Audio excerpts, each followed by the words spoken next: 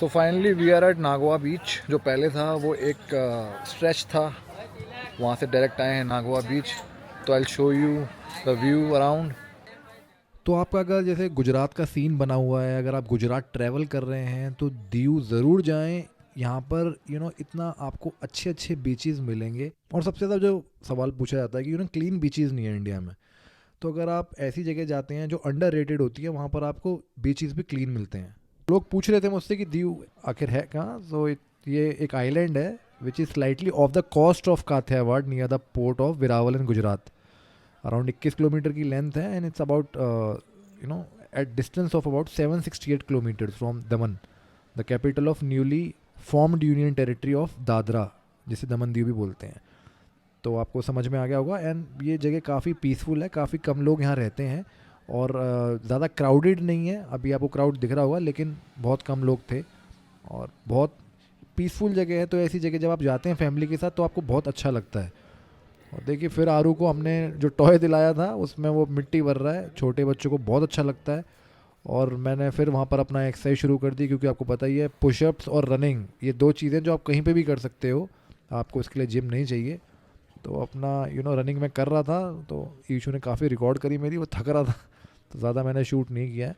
तो कहीं पे भी जाते हैं तो 1-2 किलोमीटर की रनिंग कर लें और आप अपना पुशअप्स वगैरह कर लें। अगर आपको कोई रॉड दिखती है तो चिनअप्स भी आप कर सकते हैं। फिर हम चले गए रात में अपना, और आरू टॉयज़ मांगने लग गया। फिर हमने सोचा इसको टॉयज़ दिला देते हैं।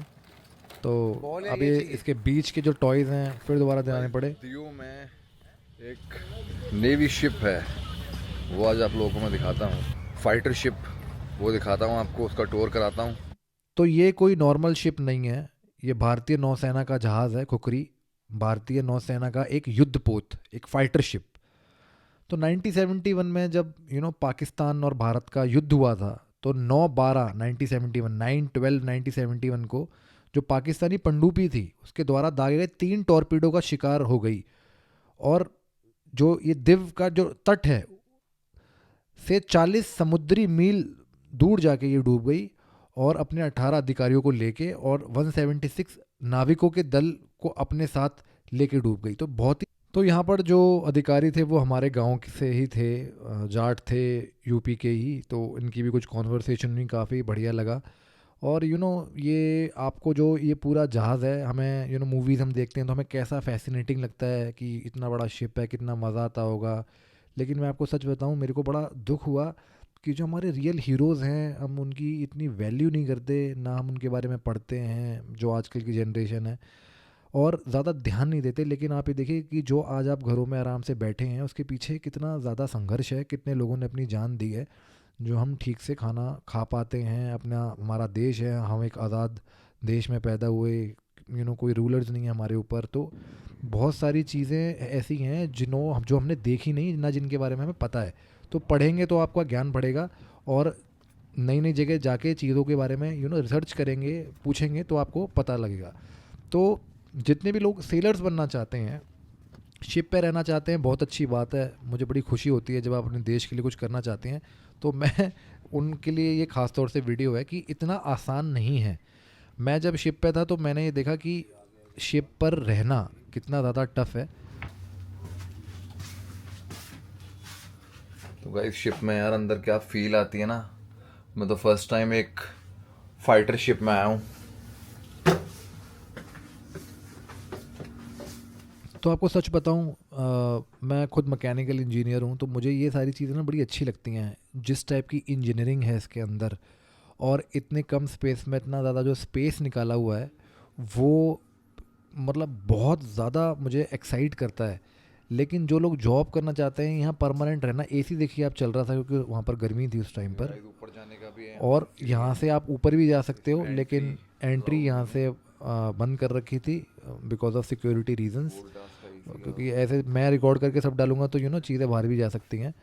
लेकिन आप ये देखिए कि कितनी छोटी सी जगह में कितना सारा स्पेस निकाला हुआ है, और कितनी सारी वायर्स हैं, कितना सारा वर्क हुआ है। और इस छोटी सी जगह में हर वक्त रहना, मतलब पूरे पूरे साल, पूरी पूरी लाइफ हमारे जो सोल्जर हैं उनकी निकल जाती है जो डिफेंस में है, और ये नीचे जाने का रास्ता है। तो आप छोटी छोटी डिटेल को देखिए। मेरा ये वीडियो बनाने का रीज़न यही है कि आपको पता चले कि हमारे जो वॉरियर्स हैं वो कितने ज़्यादा संघर्ष करके रहते हैं। पिट लिखा हुआ है। ये किचन है। Think how our soldiers managed to stay on these ships for months and months and months. Yes. It's difficult यार। तो हम दोनों यही डिस्कस कर रहे थे कि कितना ज़्यादा टफ़ है अगर आपको परमानेंट एक ऐसी जगह पे रहना पड़े और अपनी फैमिली से दूर, और स्पेस भी इतना नहीं होता है। तो जो आपको दिखता है ना टीवी पे कि बहुत लग्जरी है और बहुत ज़्यादा मज़ा आता है, ऐसा नहीं है।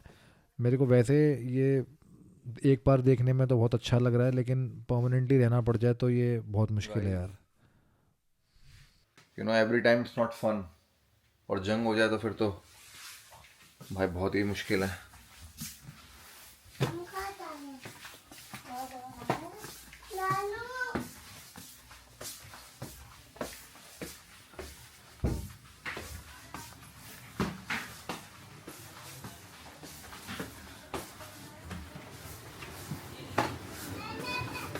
शिप में भी अपने रास्ते जो होते हैं बहुत भूल सकते हो आप।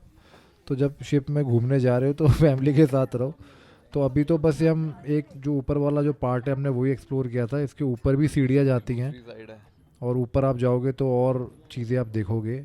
और इतना बड़ा शिप है ये कि इसके नीचे भी जाने का रास्ता था जो उन्होंने ब्लॉक कर रखा था।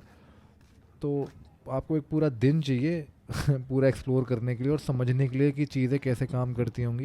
ये तो मैं आपको मोटा मोटा ऊपर से बता रहा हूँ। तो चलिए फिर ऊपर चलते हैं और देखते हैं ऊपर से नज़ारा जो है वो कैसा दिखता है। तो वीडियो हो सकता है थोड़ी लंबी लग रही हो, लेकिन ये है कि मैं चाहता हूँ जो मैंने अब देखा है सब कुछ आपको दिखाऊँ।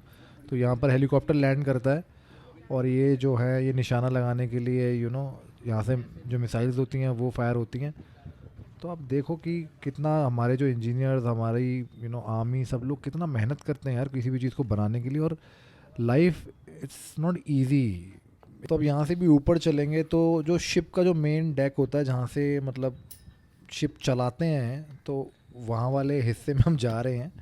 शिप इसको चला तो सकते नहीं, लेकिन वहाँ जाके फील ज़रूर कर सकते हैं कि कैसा लगेगा जब आप मैं प्लेन के कॉकपिट में बैठा हूँ, टैंक के कॉकपिट में बैठा हूँ, गाड़ी के कॉकपिट में बैठा हूँ, लेकिन शिप का जो कॉकपिट है, मुझे पता नहीं कॉकपिट कहते हैं क्या कहते हैं, लेकिन ये आज मैं फ़र्स्ट टाइम देखूँगा। और आप भी देखो कि जो मेन नज़ारा है जहाँ बैठता है बंदा वहाँ कैसा लगता है। तो ये डमीज़ लगी हुई हैं, यहाँ पर मैप वगैरह है। और वहाँ आप जाओगे तो ये देखिए ये शिप का जो हैंडल होता है वो है। और आगे शायद आपको दिख नहीं रहा होगा ठीक से, लेकिन पूरा इतना बड़ा इतना आसान नहीं होता किसी भी चीज़ को चलाना, लेकिन अगर मौका मिलेगा तो हम ज़रूर चलाएंगे। कहने की जरूरत ही नहीं है। यहाँ तो कोई तकलीफ नहीं है ना। डर से शांति लगा, अपना खाओ अपना पियो, सब शांति रहो।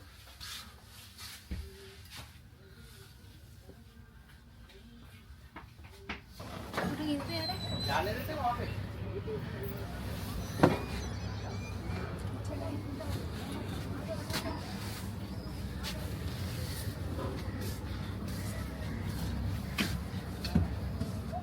तो यहाँ के बस मैं यही कहूँगा, salute to our army, Indian navy, जितने भी हमारे सोल्जर्स हैं यार, बहुत मेहनत वाला काम करते हैं।